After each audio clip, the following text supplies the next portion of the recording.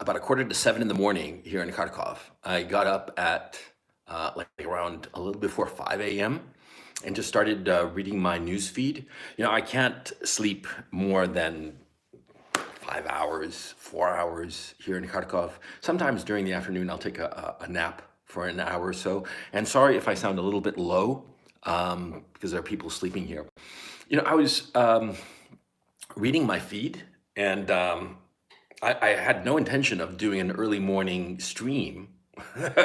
I was frankly hoping for an early morning lay, but I read something that just so pissed me off and revealed a lot. Uh, just revealed a whole bunch. Mhm. I mean, like the Joycean epiphany kind of thing. You know what I'm saying? Yeah, yeah. I read an article by Niall Ferguson, who is a Scottish British historian. I think he's Scottish. He's slightly older than I am, and I have read him. I read his book on the First World War, but I don't remember any of it. It was a phase that I was reading a whole bunch of stuff about the First World War, and his book was just sort of like a mainstream intro kind of thing. Nothing particularly remarkable about it, or not that I recall at any rate. And I also purchased, but have never got around to reading, a book of his on the Rothschilds family, which seemed really interesting. But for some reason, I just never got around to reading it, and I have it in storage in Chile. And so here in Kharkov, I ain't gonna be reading that anytime soon. But anyway, I know who he is. He is a guy who writes a lot of articles in mainstream publications. He's a mainstream historian. He is, Oxbridge kind of guy. He works, I think, at Harvard or maybe Stanford. I actually don't know. I don't care. He's he is a courtier of the regime. Mm? And this is something interesting because I read this article of his that he posted in Bloomberg, and I read it from Zero Hedge. And what's interesting is that Warren Buffett had a really great saying. He said, "You only find out who's swimming naked when the tide gets pulled out." Mhm. Or it's only when the tide recedes that you see who's swimming naked. Yeah, something like that. Words to that effect. That visual that when the tide shifts, yeah, and the tide recedes, and all of a sudden you realize who's on the ball and who's not. And see, you got to understand that historians matter because they shape our perceptions of the past, our collective past, especially in our industrialized society. We have to be paying strict attention to historians so that they can give us a clear story so that we can move forward through life. Mm. But it's very important that historians give us an accurate appreciation of the past, warts and all. Especially the more sophisticated histories. I mean, it's perfectly fine, for children's histories, like in the, second grade or whatever, to, tell the story of George Washington and the cherry tree, I will never tell a lie, that whole story. That's actually constructive, okay? It's educational. It gives a sense of that honesty is so important in our culture. Perfectly fine. I'm talking about the American culture. But you need historians who give you accurate information. And here's a key issue about historians. And I'm interested in history because, of course, I studied history. I studied history and philosophy, like a dual track at Dartmouth. And so I pay attention to historians. I mean, not that close. It's not like as much attention as I pay to, say, for instance, horses at the track or something, but I pay attention, enough attention. And I sort of pay attention to Niall Ferguson, where he's at. I mean, that's why I read this article of his. And you see, a historian, because of his historical knowledge, the baggage that he carries naturally because of his occupation, he ought to be somebody who makes a great analyst for contemporary events. He ought to be able to look at the contemporary situation and be able to give extremely good analysis, not because he's so wise, but because he has such a wealth of information that he can compare and contrast the current situation to events from the past and say, oh yeah, this looks like this and this looks like that. And what's so important, of course, is that a historian ought to be telling the truth. He ought to be making accurate observations of reality, okay? Right? It is a key issue. If he's not making accurate observations of reality, if he's saying things to please his masters, then we're in a horrible fix. And I would argue that that's the problem with most of the chattering classes in the current regime of the West, Western Europe, and the United States. I mean, that's why I have no intention of returning, by the way. When this war is over, I'm moving. I'm moving east. Because at least in Russia and China, they're not afraid of looking at the truth. You know, they might be repressive in some ways, but hey, there, I'm back. I hope I'm back. Okay, so the bullshit and the lies come from the fact that it started with everybody being too polite. I started seeing that in the 70s, late 70s and early 80s. Everybody way too polite to tell the truth. And in the 90s, it became political correctness. And now we're just, our entire epistemic outlook is based on lies. I mean, we are so detached from reality. I mean, this isn't merely coherentism. This is just detachment from reality altogether. Okay. Anyway, I want to talk about Niall Ferguson, because Niall Ferguson is just so incredibly wrong, and it's important to understand why. And it's important to realize that he's just spouting lies. And he actually, I suspect, knows the truth, but doesn't have the courage to speak the truth. And so he has tailored his message to flatter his audience. That's what I perceived in his article. And to tell you the truth, after this article, I kind of like despise the man. I cannot take him seriously, and certainly not on a moral level. Because how can you take seriously anybody who lies? Because all evil comes from lies. And if Niall Ferguson begins by, is the source of lies, then only evil will come from his words. So on a moral level, I believe he must be rejected.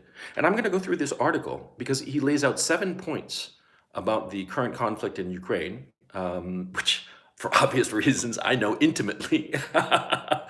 And I'm going to go through them, and I'm going to explain why he is wrong on every single point. This is going to be a fairly short stream. I hope it's short. You know, I don't want to waste your time. I really want to get to the point and just like nail this fucker, because he's just so wrong. I mean, it's not merely that he's wrong, he's lying, and he knows it. And that's why it's interesting. Okay, so the first thing you notice when you read this Bloomberg article is that, he compares the current situation to 79 or 39. How would do we feel that we're close to World War III, blah, blah. And here's something really interesting. And he talks about his good friend, Steven Pinker. Now, this is a deliberate move. This is to establish that he is in good with the crowd of the narrative, the liars. The liars that are the foundation, you realize, of the empire of lies that is the West. Okay, so he puts out his bona fides of how he's good friends with Steven Pinker, and they talk about some stupid bet that they're supposed to have made. And then, where is it here? Oh, I skipped. Oh, earlier on. He talks about how when he was a teenager, he read Sartre. Right, as a teenager, I'm reading off this thing. As a teenager, I avidly read Sartre's trilogy about French intellectuals on the eve and outbreak of World War II. Now, that claim, first of all, it's put into, I believe here, the third paragraph of his post to establish his intellectual bona fides. You know, he read Sartre when he's a teenager. Well, so did I. And I can tell you that he would never have read those books. He's referring to the book, The Age of Reason. He never would have read them. I know, because I was a brainy kid too, and I'm roughly his age. I'm a little bit younger. You would have read Being in Nothingness and Nausea. The Age of Reason? No, you wouldn't have read it. Much more likely, you would have read Memoirs of a Fox Hunting Man. In fact, Memoirs of a Fox Hunting Man, Siegfried Sassoon's memoir of the pre-World War I period, is actually much more apropos to the current situation, but that's, that's just taste. But you would never say that you had read The Age of Reason by Sartre when you were a teenager. That's a flat out lie, because I know what teenage boys, brainy teenage boys, read when they're at, they're not getting girls and they're all filled with angst and like, oh, the world is awful, blah, blah, blah, the teenage bullshit, right? I know that because I was there. So he's lying, but he's lying for a purpose, to establish his bona fides, his intellectual bona fides. I'm smart and you're stupid because you didn't read Sartre when you were a teenager. Which is just, okay, so anyway, let's get to the meat and bones of this shit. See, you got to understand that insofar as I'm scrolling through this damn thing, because goddamn, it's fucking long and just filled with blah, blah bullshit. The 7 points are where it really gets interesting. You got to understand that insofar as history is concerned, you can divide it into, I would say, offhand, I'd say 6 different areas. You could say it's military, economic, political, geopolitical, which is different because there's internal politics and politics between nations or nation states, cultural, and social. The social stuff is the stuff I always find, whatever, that's not important. I mean, I was about to go off on a rant about historiography in universities, but that's besides the point. Let's get to the meat and potatoes. I don't want to be done with this because I want to go and get laid.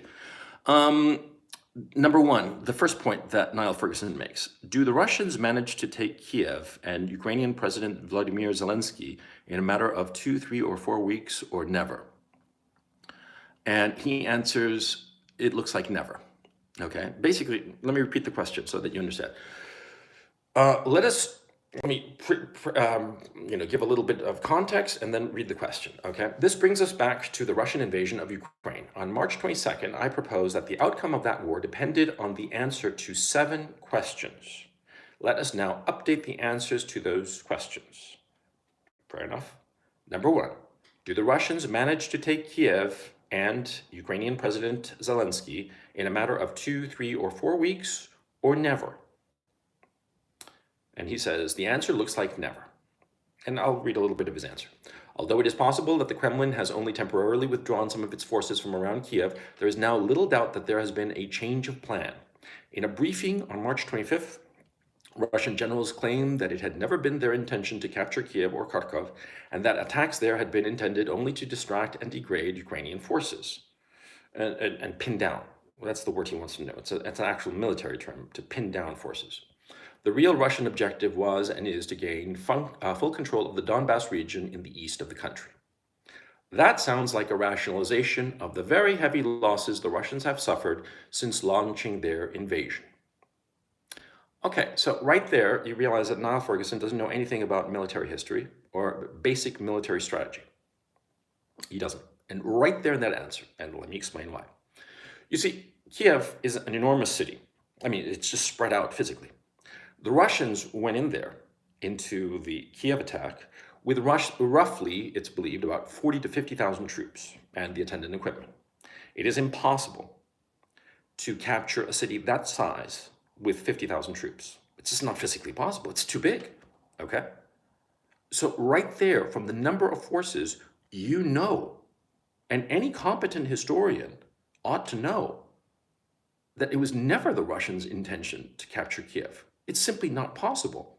Why would you use 50,000 troops to invade a city of 3 million, 2.6 million, I believe, actually? You can't do it.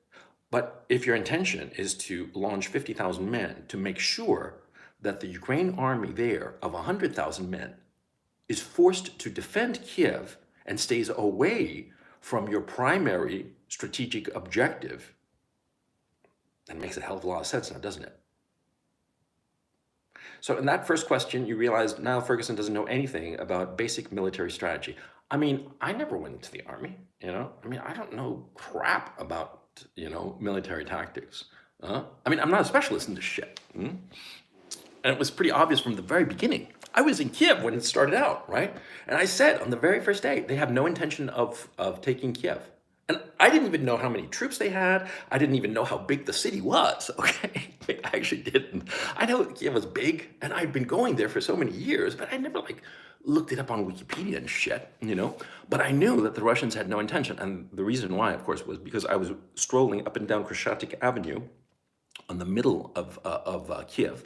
Khreshchatyk Avenue is sort of like the Wilshire Boulevard, Oxford Circus kind of street in Kiev, and there's no fighting going on, right? The Russians had no intention of taking the city. They couldn't. They didn't have the manpower. They hadn't knocked out any infrastructure. They hadn't done anything that you would do in preparation for taking a city. And I knew that on the first day. And Mr. Niall Ferguson, Professor Ferguson, doesn't seem to understand that. So he's saying, and the other thing too, his question, how it's phrased, he says, will the Russians manage to take Kiev in 2, 3, or 4 weeks, or never? Well, 2, 3, 4 weeks is just like 30 days. Never is infinite. There is a space of time between that, 90 days, 180 days, 360 days. Now, that notion that it's either you sweep it and take it like in 3 weeks or 4 weeks or never, that's a false dichotomy, because there's this big space in the middle. But again, it just shows Niall Ferguson doesn't know anything about basic military strategy. Okay, number 2. Do the sanctions precipitate such a severe economic contraction in Russia that Putin cannot achieve victory? Now, that question, prima facie, is stupid. And I'll tell you why. Because, you see, listen to the question. Do the sanctions precipitate a severe economic contraction in Russia that makes it impossible for Putin to achieve victory? This is premised on the notion that Russia is, like the West, bankrupt and constantly borrowing money to survive. But the thing is, see, that's not the case in Russia, see? The case in Russia is that they have a very high and very positive balance of payments. And in fact, before the West sold roughly $300 billion, the Russians were sitting on a little nest egg of $650 billion. So even with the Western theft, because that's what it is, and let's not call it otherwise, even with the Western theft of $300 billion of Russian money, the Russians still have $350 billion cash. Actually, it's a little more, because the total just before the war was $684 billion. I think it was $684 billion. I'm almost positive, or 681. $684 billion. And I think it was 287, I want to say.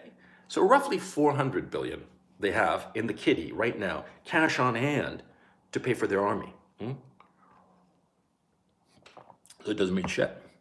The question is just stupid. Of course they can achieve victory. And of course, the question fails to describe what victory would be. Total annihilation and incineration of the country, they can achieve that without spending any money because they got nuclear weapons. You have to define victory, but let's just say achieving victory would be complete control of the country of Ukraine.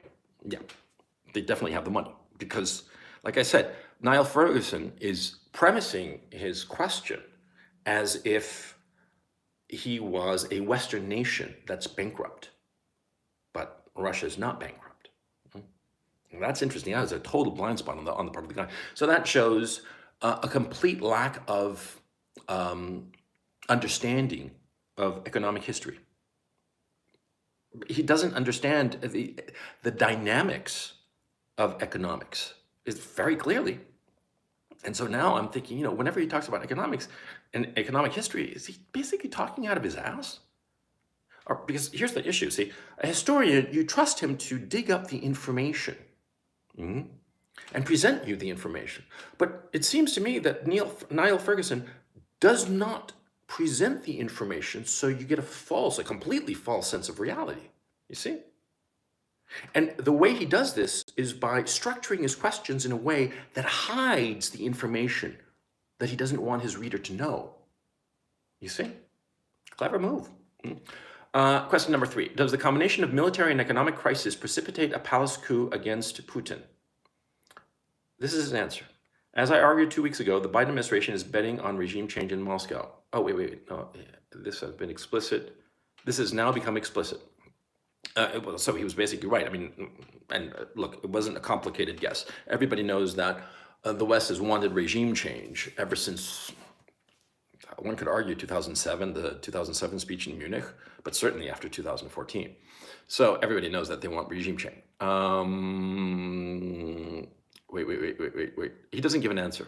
There's no doubt in my mind that the US are aiming to get rid of Putin. Yeah, but he doesn't answer the question. Does the combination of military and economic crisis precipitate a palace coup against Putin? So he spends, let's see, two fat paragraphs basically not answering the question because he knows the answer and he doesn't want to tell his audience. The audience is, of course, that'll never happen. There's never going to be a palace coup against Putin for a simple reason. Are there people who envy his position and would like to have his job within the Kremlin? Most certainly. I would argue that all of them in the Kremlin want that because the people who wind up being in the Kremlin or the White House or 10 Downing, they are all highly ambitious and they all dream about having the big job. It's inevitable, okay? So do people in the Kremlin want Putin's job? Definitely, but that's just, like, do you want $1 million? Yes or no? Of course you do. Will they overthrow Putin in a palace coup? And the answer is laughable, no. And here's the thing, see, he's not pointing out two truths. Number one, Putin's approval rating is sky high. The firm, I think it's called Lavada or something like that, which has been critical of Putin. I'm not clear if they're anti-Putin or just critical of him, but it's not important. They put out a poll that polled Russians in the cities, and 83% were behind him. 83% approval rating of Putin and what he's doing. Yeah. So do you honestly think that there's going to be a palace coup? I mean, let's assume for the sake of argument that there was a palace coup. Do you think that the coup plotters would have any credibility? They'd probably be hated. They'd probably be chased out of the Kremlin. And Putin, wherever he was, the mob would pull him out and put him back in his chair. Come on. And Niall Ferguson knows this, okay? Because this is really obvious. I mean, this data that I'm telling you, it's not like super secret data. This is all over the place. The fact that he refuses to face this question, and what he does is that he goes on this diversion of talking about, yes, the US's aim is regime change, but that's not the question. The question is, will there be a palace coup? And the answer is no, never. It ain't gonna happen. And of course, Niall Ferguson doesn't want to say this because if he says it, it would tell his audience that not only is the notion of regime change just foolish, it would show how incredibly popular Putin is. And he doesn't want to emphasize that reality, which is key to the whole problem.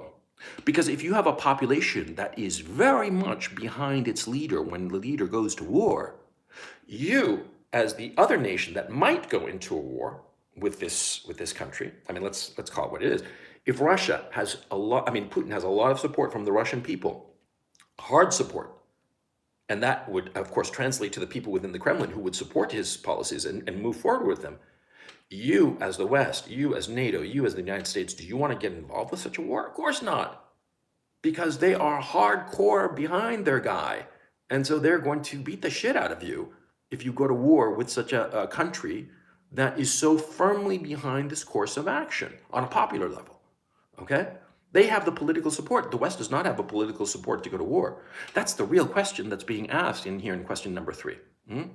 Oh, shoot, man. I should have put a link to the article. It's on Zero Hedge. Sorry, guys. I forgot. It just slipped my mind. And just now as I'm talking to you, I figure you ought to have a link to the article. Go to Zero Hedge.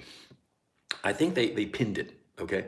It's one of the first articles, okay? It appeared recently because it was posted yesterday on Bloomberg, and I fucking don't read Bloomberg. Why would I read just bullshit from shills like Niall Ferguson? I'd read Zero Hedge like a civilized alternative bastard. Anyway, yeah, go there on Zero Hedge, zerohedge.com. And if you don't know what Zero Hedge is, well, you should learn because that's the only source of viable information right now. Okay, so question 3. You understand what's going on. Niall Ferguson does not want to tell the truth to his readers. He wants to say just the bullshit truth that Biden wants to get rid of Putin, which we've all known since fucking 8 years ago, man. Come on. Okay, number 4. Does the risk of downfall lead Putin to desperate measures? Example, carrying out his nuclear threat. Well, you see, there is no threat of his downfall. There isn't any. It's just ridiculous to say so. It's just bizarre, okay? And again, see, I don't think that Niall Ferguson doesn't know this. I think that he doesn't want to say it to his audience. And so the issue becomes, in his book about the Rothschilds, for instance, do you think that he suppressed information that would have been very pertinent about the Rothschilds? And it's really interesting. You see, there's always been anti-Semitism. Why? For no reason whatsoever. Because, like, for instance, insofar as Putin is concerned, right? The Western media, Niall Ferguson, they all said that, Putin woke up one day and for no reason whatsoever decided that he was going to invade Ukraine. For no reason whatsoever. That doesn't make any sense. When he writes about the Rothschilds, does he also say that for no reason whatsoever, everybody, in Russia or whatever Eastern European shtetl grabbed the pitchfork and went hunting for Jewish people? Is that how it worked? Just for no reason whatsoever? Of course, he's hiding the reasons, and he probably knows them, see? Because he's hiding them here now. Well, so you realize all of a sudden that you can't take him seriously as a historian. On the contrary, you realize that he is a propagandist, a very highfalutin propagandist, but a liar. You got to understand that. And I'm going to continue going through each and every one of the points here. But I mean, you see where I'm going here. The guy is an absolute liar. He refuses to face reality because he knows that if he tells the truth to his audience will get upset with him. And rather than speak the truth, he prefers his nice, comfy life in wherever the guy lives. His nice, comfy life in the West that's corrupt. It's corrupt because it's based on lies. Lies that are blatant and lies of omission. Just lies. That's why he fits in so neatly in the empire of lies. Anyway, the question number 4, let me answer it. Does the risk of downfall lead Putin to desperate measures? Example, carrying out his nuclear threat. He answers, this is now the crucial question. I deconstructed the question in and of itself. That's completely wrong.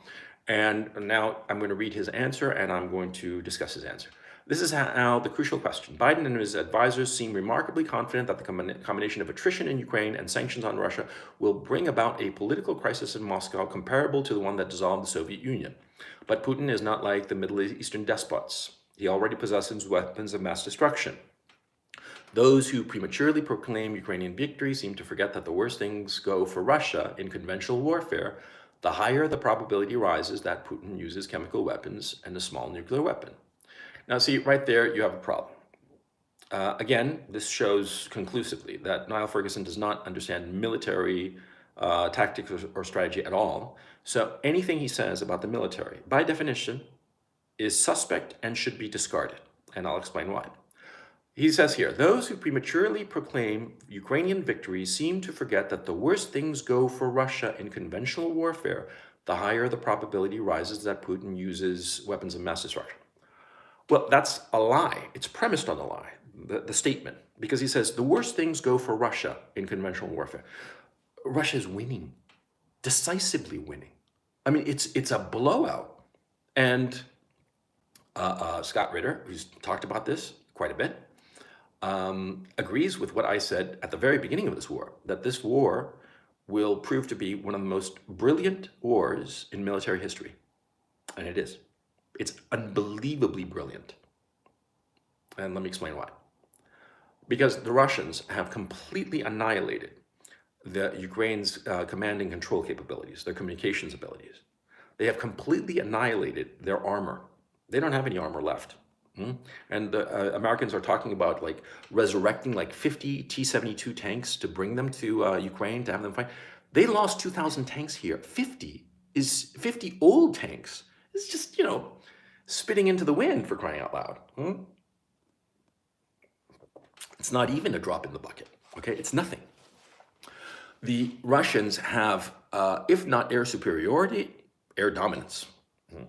They also have weapon systems that have been able to take out all of the fuel depots and the weapons depots, ammunitions depots of the Ukrainian armed forces.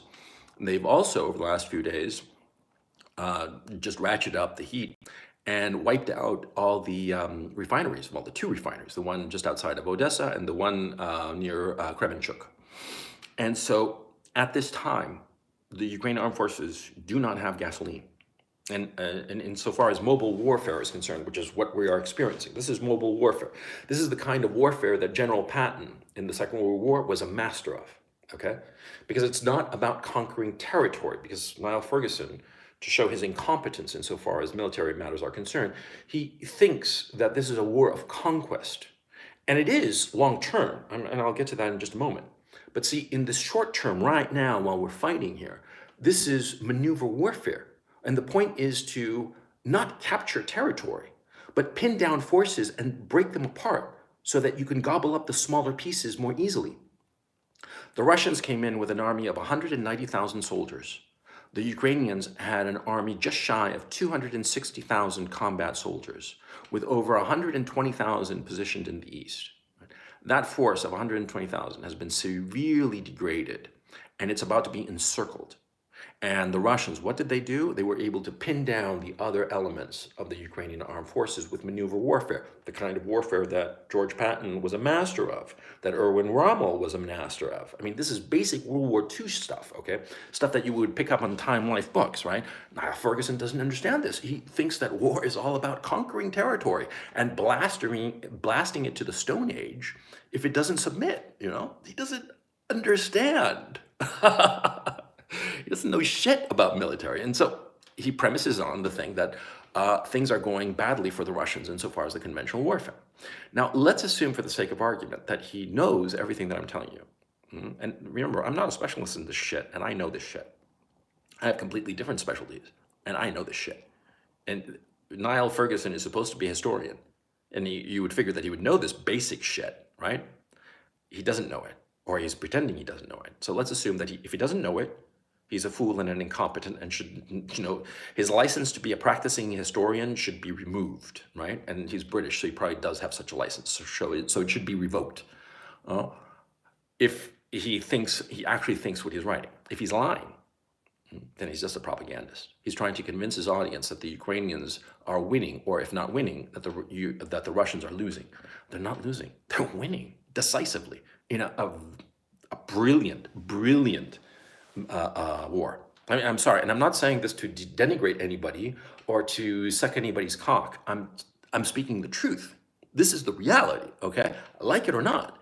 And there's something else too. When somebody does something cool, like the other day, right here in Volgograd, I'm not going to say, point to the correct direction, but the point, right here in Volgograd, I'm in here in Kharkov, and Volgograd is about, I think about 60, 70 kilometers away from here.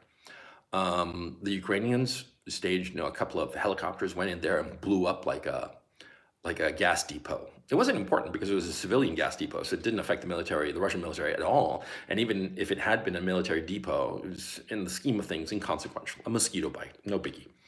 But still, that was daring. That was ballsy. I saw video of it, right? Some people there saw the helicopters pass by, and they were so low, and it was dark. And that's the scariest kind of helicopter flying. Those motherfuckers had balls, man. Balls the size of fucking watermelons, right?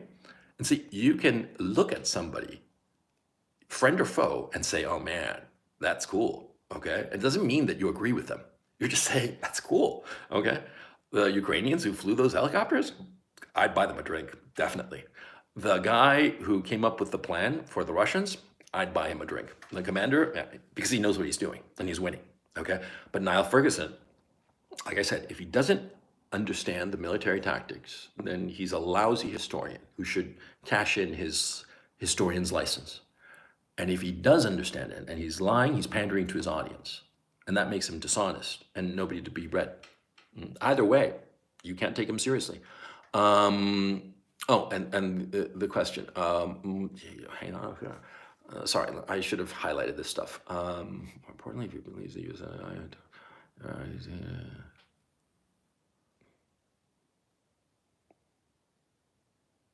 okay.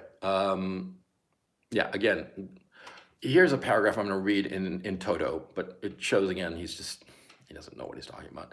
More importantly, if Putin believes the US and its allies aim to overthrow him, and if Ukraine continues to attack targets inside Russia, as it apparently did for the first time on Thursday night, the Volgograd strike, he seems much more likely to escalate the conflict than meekly to resign the Russian presidency.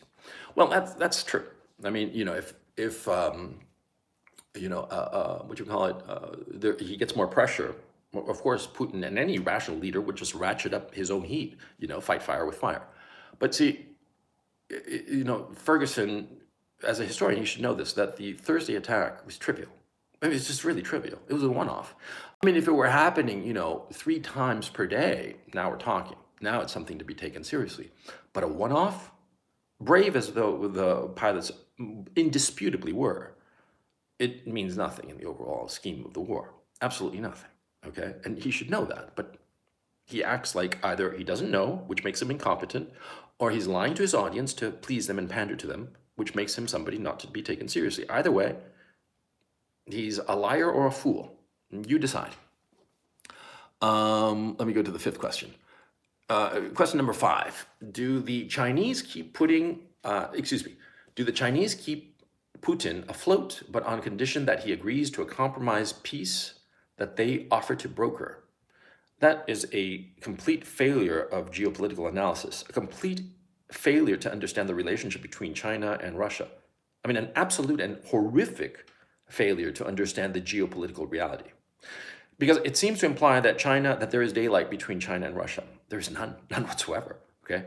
Because Niall Ferguson is still operating under the premise that the Chinese and the Russians don't like each other. The Chinese and the Russians have been intimately allied for certainly the last 6 years, and you could argue as far back as 2010. They do joint military patrols in the Far East. You don't do that unless there is intimate contact, intimate liaison, not just at the top, but at every level, okay? Not just Putin and Xi Jinping, not just Lavrov and Wang Yi, all the way to the bottom. They are working hand in glove. And anything that the Chinese say or do is calculated to help the Russians. The Russians are telling the Chinese what to say, how to offer a peace solution or anything like that. It's not that the Russians are puppeteering China. It's rather China is telling the Russians, hey, bro, how can I help you out? You tell me and I'll do whatever you want. That's the relationship between the two. And Niall Ferguson ought to know that, you know? And frankly, the geopolitical analysts, including Ferguson, including all of them, they should have known for donkey's years that China and Russia are buddies. They should understand, too, that when the Russians invaded Kazakhstan, okay, because they kind of did, okay, and nipped the whole color revolution there in Kazakhstan in the bud, the Chinese at first were totally discombobulated. They were like, what the fuck is going on? Why is Russia just sending, 6,000 troops and getting ready for 50,000 more if need be? Huh? And then when the Chinese saw what the Russians were doing, how they'd stiffened up the president's resolve and his administration and just quieted down and nipped the whole color revolution in the bud. On China Daily, man, I mean, dude, if you want to see some fellatio, you should read China Daily a few days after that whole incident. I mean, China Daily, which is the official mouthpiece of the Chinese government, even though it's state-run media, and it pretends to be separate, like CNN, like MSNBC, that pretend to be separate from the Biden administration, or BBC, that pretends not to be a mouthpiece for 10 Downing. See, these state-run media in China, they were all over the Russians, just praising them to high heaven. Yeah, because the Chinese saw, man, these guys know what the hell they're doing in terms of the military, in terms of doing some hit like this, because they do, okay? So the Chinese, again, a basic incompetence or lying on the part of Ferguson. He either does not understand the relationship between China and Russia, or he's refusing to admit it and pandering to the preconceived notions of his audience and not telling them the truth. And more importantly, it's a truth that his audience ought to know, ought to understand intimately. Because the audience, his audience, Ferguson's audience in the West, in the UK, in NATO countries, EU countries, in the United States, the fact that they do not understand the reality of China-Russia means that they are going to act in ways that will blow up in their face.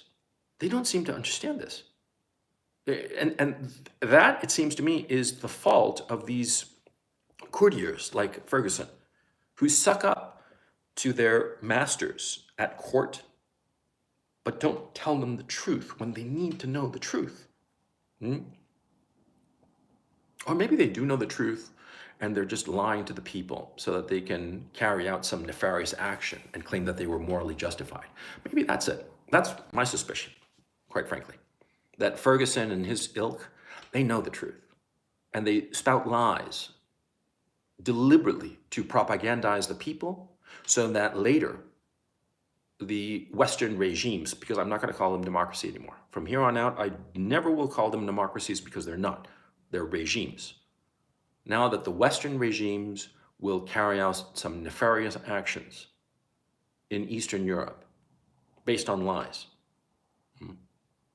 I think that, frankly, either Ferguson is incompetent or he's part of this empire of lies.